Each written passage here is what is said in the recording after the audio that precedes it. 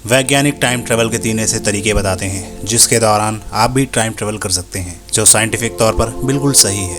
बस आपको चाहिए कि वो टेक्नोलॉजी जो आपके लिए समय यात्रा को संभव बना पाए। टाइम ट्रेवल का यह कॉन्सेप्ट कोई काल्पनिक चीज़ नहीं है। साइंस की किताबें यह साफ बोलती हैं कि टाइम ट्रेवल बिल्कुल पॉसिबल है। टाइम ट्रेवल का जिक्र सबसे पहले साल 1895 में हुआ था, जब H.G. वेल ने एक नॉवल लिखी थी जिसका नाम था द टाइम मशीन। इसके बाद यह शब्द बड़ा ही पॉपुलर हो गया। हालांकि यह नॉवल पूरी तरह से साइंस फिक्शन नहीं है, लेकिन इस नॉवल ने साइंस जगत में खलबली मचा दी और वैज्ञानिक सोच में पड़ गए कि क्या टाइम ट्रेवल सच में संभव हो सकती है। इसके बाद वैज्ञानिक समय यात्रा से संबंधित एक के बाद एक थ्योरी देते गए और उन तरीकों को एक्सप्लेनेशन करते गए जिनके द्वारा समय यात्रा संभव हो सकती है। वास्तव में समय को समझ पाना एक जटिल काम है। सभी के लिए समय की अलग अलग परिभाषा हो सकती है। कोई समय को टिक टिक करती घड़ी मेजर करता है, तो कोई ब्रह्मांड में हो रहे बदलावों से समय को देखता है। सर आइजैक न्यूटन ने समय को एक एरो की तरह देखा। जैसे एक तीर कमान से निकलने के बाद आगे ही जा सकता है, वैसे वो वापस नहीं लौट सकता।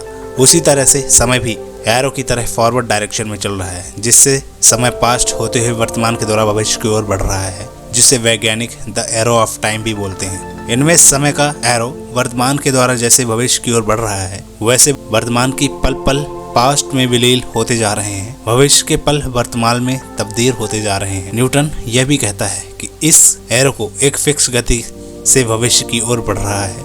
उसके बाद आए अल्बर्ट आइंस्टाइन, जिन्होंने समय की परिभाषा को पूरी तरह बदल दिया। अल्बर्ट आइंस्टाइन ने समय को एक इल्यूजन यानी ध्रुव की तरह देखा।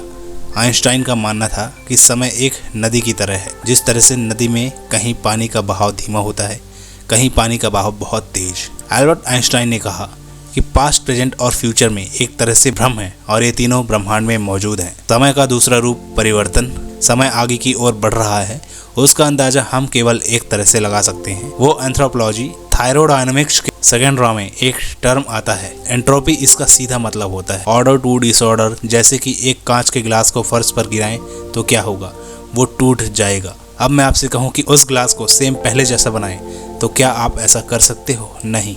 आप उस ग्लास को ग्लू से, एग्जाम्पल की तरह हम केवल ग्लू से चिपकाकर पहले जैसा बनाने की कोशिश कर सकते हैं, लेकिन सेम पहले जैसा नहीं बना सकते। एक और एग्जाम्पल की बात करें तो हम केवल बुढ़े हो सकते हैं, लेकिन चाह कर भी बच्चे नहीं बन सकते। यही है डिसऑर्डर, जिससे आप एंट्रोपी बोल सकते हैं। ब्रह्मांड का जन्म हुआ है तब से लेकर अब तक डिसऑर्डर यानी एंट्रोपी बढ़ती ही जा रही है। इससे ही परिवर्तन बोलते हैं, जो हमें समय की अनुकूलता कराता है कि यह समय गुजर रहा है। अल्बर्ट आइंस्टाइन के अनुसार समय एक फोर्थ डायमेंशन है। इसमें हमारे इस 3D वर्ल्ड में हम इन तीनों डायमेंशन में कहां और कहीं भी जा सकते हैं, आगे पीछे, ऊपर नीचे, दाएं बाएं। उसी तरह समय की डायमेंशन में आगे या पीछे जाने पर हम पास्ट या फ्यूचर में ट्रेवल करते हैं, लेकिन फिलहाल हमारे लिए समय की डायरेक्शन को फॉरवर्ड दिशा में भविष्य की ओर चल रही है। अगर हम टाइम मशीन बना ले तो इस फोर्थ आयाम पर समय में काबू पाया जा सकता है। अब क्वेश्चन ये आता है कि हमारी टाइम मशीन कौन से सिद्धांतों पर काम करेगी जिससे हम समय यात्रा कर पाएंगे।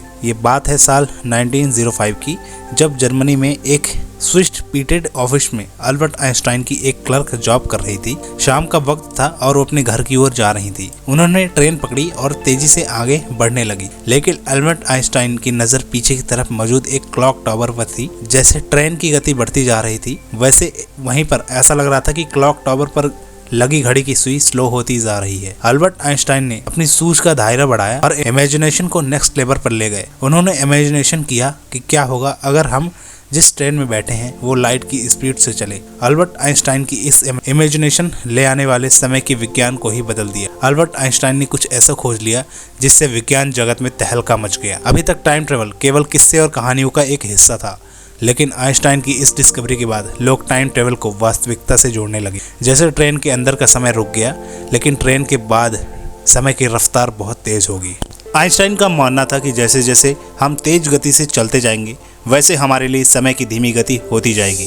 वो कैसे, इसे एक थ्रेड एक्सपेरिमेंट से समझते हैं। तो चलिए, क्योंकि अब आप मेरे साथ टाइम ट्रेवल करने वाले होंगे।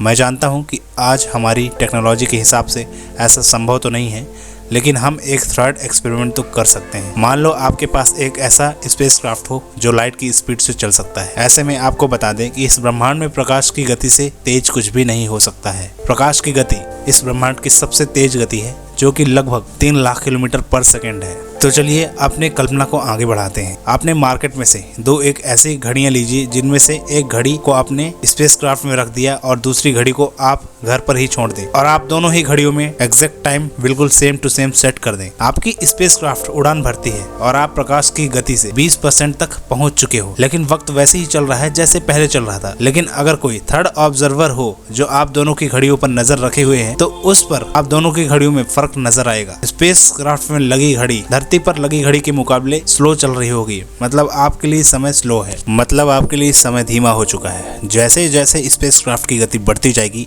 वैसे वैसे धरती पर मौजूद घड़ी की स्पीड बढ़ती जाएगी और आपकी घड़ी की स्पीड जो कि स्पेसशिप में लगी है वो स्लो होती जाएगी। वैसे जब आपका स्पेसक्राफ्ट लाइट की स्पीड से अप्रॉक्सीमेटली करीब पहुंचने लगती है तो जो थर्ड ऑब्जर्वर था उसे बहुत चेंज नजर आएगा। वो देखेगा कि जब तक आपकी स्पेसशिप में केवल 5 मिनट गुजरेंगे तब तक पृथ्वी पर 2 दिन बीत चुके होंगे और आप इसी रफ्तार से एक पूरे दिन तक ट्रैवल करते रहें तो इतने में ही पृथ्वी पर 19 महीने गुजर जाएंगे। और मजे की बात क्या है पता है, इसके लिए आपके लिए भी समय की रफ्तार किसी को ही पता नहीं चलेगी कि रफ्तार में कोई बदलाव हुआ है, लेकिन जो थर्ड ऑब्जर्वर आप दोनों को देख रहा होगा उसे फर्क साफ नजर होगा। अगर आप 1 महीने बाद इसी तरह स्पेस क्राफ्ट में ट्रेवल करते रहे तो आप इतने समय में ही धरती पर 48 साल बीत जाएंगे। और अगर बाई चांस आपने स्पेस में इसी स्पीड से लगातार 1 साल तक ट्रेवल किया तो आपके लिए तो सिर्फ 1 हफ्ता ही बीतेगा। वहीं पे धरती पर 72 साल बीत चुके होंगे और आपकी स्पेसशिप में लगे 5 साल बिताए तब तक धरती पर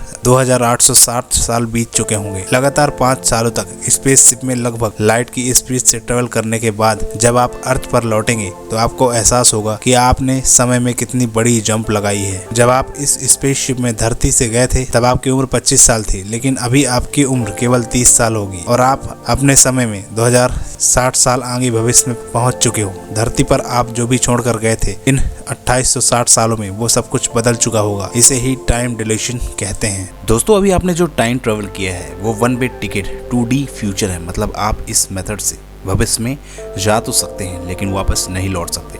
अगर आप एक बार भविष्य में चले गए तो आप वहीं रह जाएंगे। दोस्तों टाइम ट्रेवल के इसके अलावा और भी तरीके हैं, चलिए उन्हें भी जानते हैं। जैसा कि अभी मैंने आपसे कहा था कि अल्बर्ट आइंस्टाइन समय को एक नदी की तरह मानते थे। जिस तरह नदी में पानी का बहाव समान नहीं होता उसी तरह ब्रह्मांड में भी हर प्लेस पर टाइम की गति इक्वल नहीं है और जहाँ पर ग्रेविटी का प्रभाव ज़्यादा होता है वहाँ पर समय धीमी गति से चलता है और जहाँ पर ग्रेविटी कम होती है वहाँ पर समय तेज रफ्तार से गुजरता है। अगर हम अपने सौर मंडल में सभी ग्रहों की समय की चाल अलग अलग होगी, जैसे कि सूर्य और जुपिटर समय पृथ्वी की तुलना में धीमी रफ्तार से गुजर रहा होगा, लेकिन जुपिटर और सूर्य की ग्रेविटी इतनी ज़्यादा नहीं है कि वो समय को ज़्यादा प्रभावित कर पाएँ। इसलिए हमें सूर्य और पृथ्वी के समय में ज़्यादा अंतर देखने को नहीं मिलेगा, लेकिन स्पेस में सन से भी लाखों करोड़ों गुना ज़्यादा भारी ऑब्जेक्ट मौजूद हैं जो समय को भारी मात्रा में प्रभावित कर रहे हैं, जैसे कि black hole. Einstein black hole को नेचुरल टाइम मशीन मान लेती है क्योंकि ब्लैक होल ग्रेविटी इतनी धीमी होती है कि ये प्रकाश को भी 360 डिग्री मोड़ देती है। और अगर आप ब्लैक होल के पास सिर्फ 1 घंटा बिताएं तो पृथ्वी कई साल बीत जाएंगे। जब आप पृथ्वी पर वापस आएंगे तो अपने आप को भविष्य में पाएंगे